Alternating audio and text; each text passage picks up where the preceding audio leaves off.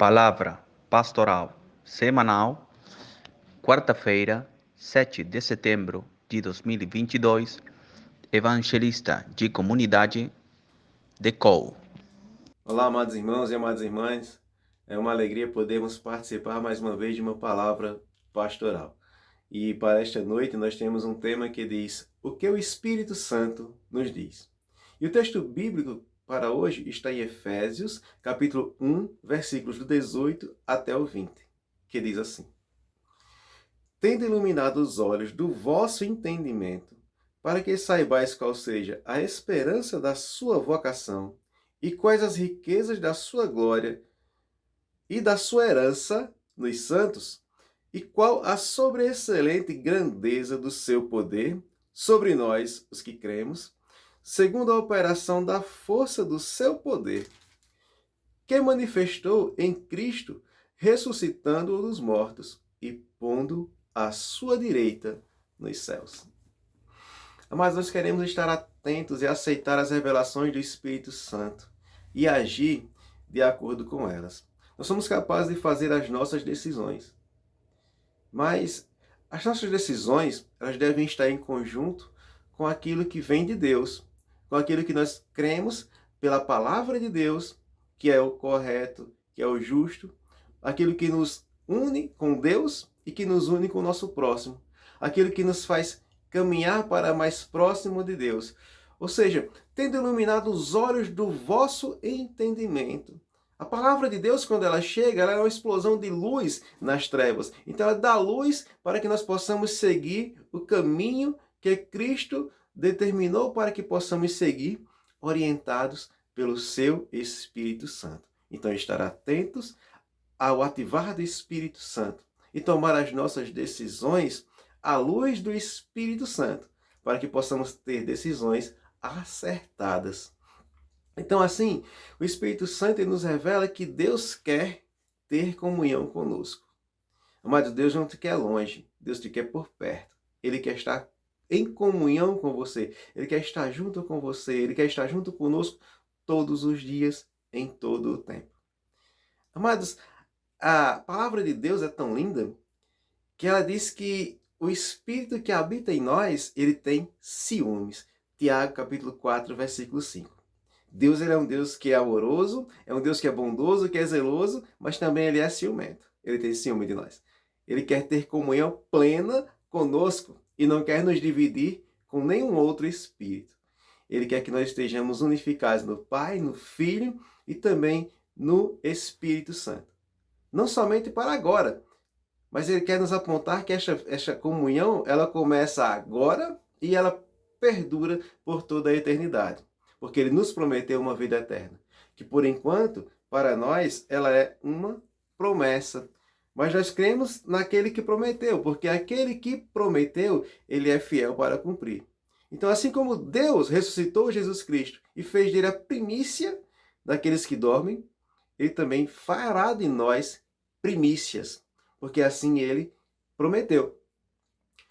Interessante que aqui em 1 Coríntios, em 2 Coríntios, em capítulo 1 e o versículo de número 20, está escrito bem assim: porque todas quantas promessas há de Deus são nele sim, e por ele o amém, para a glória de Deus por nós. Veja bem, porque todas as promessas há de Deus são nele sim. Primeiro ponto. O sim de Deus. Foi Deus que deu este sim para que se cumprir a sua promessa na nossa vida. Então nós temos sobre nós o sim de Deus, que é poderoso e que é eficaz. O sim. Então nós temos o sim para que se cumpra a promessa de adentrarmos com ele para a vida eterna, que por enquanto é uma promessa, mas que sim se cumprirá. E o amém, que o amém significa também assim seja. Então nós temos o sim de Deus para a vida eterna, a promessa que se cumprirá, e temos o amém, o veredito, o determinado, que assim seja. E Deus cuidará para que isto aconteça. E por quê? Continuando, diz, para a glória de Deus. Para que Deus seja glorificado no nosso meio. Então, assim, nós temos a certeza de que Deus tem o seu cuidado conosco. Que nós temos o seu sim, nós temos o seu amém, e que isto é para que ele seja glorificado. Que isto é para a glória de Deus. Então, à luz destas afirmações de Deus, nós queremos orientar nossa vida e nos prepararmos para o futuro. Lembrando que a nossa vida não se resume só a essa existência na Terra, mas nós nos preparamos para o futuro e para uma eternidade. Então pensemos no futuro e nos preparemos para ele. Pensemos na Jerusalém celestial. Pensemos na morada eterna que o Senhor foi preparar para nós e que voltará para nos levar para lá. E que possamos viver nesta terra como aqueles que têm comunhão com Deus e que se comportam como cidadãos do reino dos céus, do reino futuro. Tenhamos esta comunhão e permaneçamos nessa comunhão com Deus. Que nós possamos vivificar em nós a glória de Cristo. O Espírito Santo nos revela que nós fomos escolhidos por Deus. Jesus Cristo, certa vez, olhou para os seus discípulos e disse: não foram vós que me escolheram, mas foi eu que vos escolhi. Eu vos escolhi e vos nomeei, para que vão e deem frutos. Então nós temos essa certeza que também esta escolha está sobre nós. Nós somos escolhidos e nomeados por Deus. Escolhidos e nomeados por Cristo para irmos e dar frutos. O Espírito Santo coloca essa certeza em nós. Ele nos revela esta esperança que nós somos também escolhidos para participar da glória de Cristo. Para desfrutar desta glória eterna. Então, esta certeza também deve trazer para nós o quê? Um enriquecimento, uma alegria. Deve impulsionar a nossa fé. Deve alimentar a nossa esperança em sermos participantes da glória. Ou seja, que nós tenhamos o desejo de estarmos com Cristo no seu reino. De vivenciar o reino eterno de Cristo na Jerusalém celestial. Chegaremos lá aperfeiçoados, porque o Senhor nos aperfeiçoará. Aí não haverá mais morte, nem pranto, nem dor, nem choro, nem imperfeições, nem acusações, porque estaremos justificados completamente por Cristo Jesus. Ou seja, seremos semelhantes a Cristo. Porque a Bíblia nos diz que assim como Ele é, o veremos, porque seremos semelhantes a Ele. No corpo de transfiguração. Lá em 1 João, capítulo 3, versículo 2, diz isso. Ainda não sabemos o que somos, mas quando Ele se manifestar, aí sim saberemos. Porque assim como Ele é, o veremos e seremos semelhantes a Ele. Ou seja, alcançaremos esta semelhança em Cristo. Essa promessa também nos é garantida porque o apóstolo Paulo disse que nós somos herdeiros de Deus e co-herdeiros de Cristo. A palavra co-herdeiro significa herda co. Então, assim como Deus deu a glória a seu filho que é a primícia daqueles que ressuscitaram e que entraram na glória do Pai, assim também isto acontecerá com aqueles que creem, com aqueles que confiam no Senhor e que assim esperam nele. Se nós permanecermos firmes nesta fé, andando pelo Espírito, sendo guiados pelo Espírito de Deus, também poderemos desfrutar da semelhança de Cristo e da herança de Cristo. Ou seja, herdamos com Cristo as mesmas promessas e as mesmas bênçãos de Deus.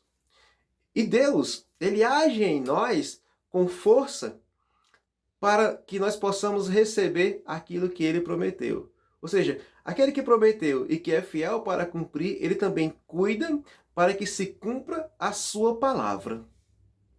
O Espírito Santo nos revela que com a mesma força que Deus age em Cristo, ele age também em nós. Vou voltar aqui para o livro de Efésios. Olha o versículo 19, quero atentar para esse versículo 19, diz o seguinte: ó, e qual a sobreexcelente grandeza do seu poder sobre nós, os que cremos, segundo a operação da força do seu poder. O mesmo poder que Deus investiu em Cristo e o poder de Deus que ressuscitou a Cristo dos mortos, o poder de Deus que elevou Cristo e que Cristo está sentado à sua direita. Esse poder de Deus, ele opera em nós para nos guardar, para nos livrar e para nos proteger de todo o perigo, de todo o mal. O poder que, versículo 20, que manifestou em Cristo, ressuscitando dos mortos e pondo à sua direita. Deus faz essa operação do seu poder também em nós, para nos proteger e nos livrar. O poder que ele investiu em Cristo, ele também investe em nós. De modo que nada poderá nos separar do amor de Deus. Porque maior é o que está em nós do que o que está no mundo. Cristo subiu aos céus, mas ele enviou o Espírito Santo. E ele fundou uma igreja, da qual ele olha para os apóstolos e ele se dirige a Pedro e diz: Pedro, tu és pedra e sobre esta pedra eu edificarei a minha igreja. E as portas do inferno não prevalecerão contra ela. Amados, a obra de Deus está instituída aqui na terra. A igreja é o corpo de Cristo. Na igreja nós encontramos aquilo que é fundamental e que é necessário para que nós possamos alcançar a plenitude da graça e da bênção diante de Deus. Nós temos o ministério do apostolado, que é o ministério da reconciliação. Nós temos o dom do Espírito Santo, nós temos os 3 sacramentos, nós temos o apoio e o cuidado para que nós possamos estar preparados para a vinda de Cristo.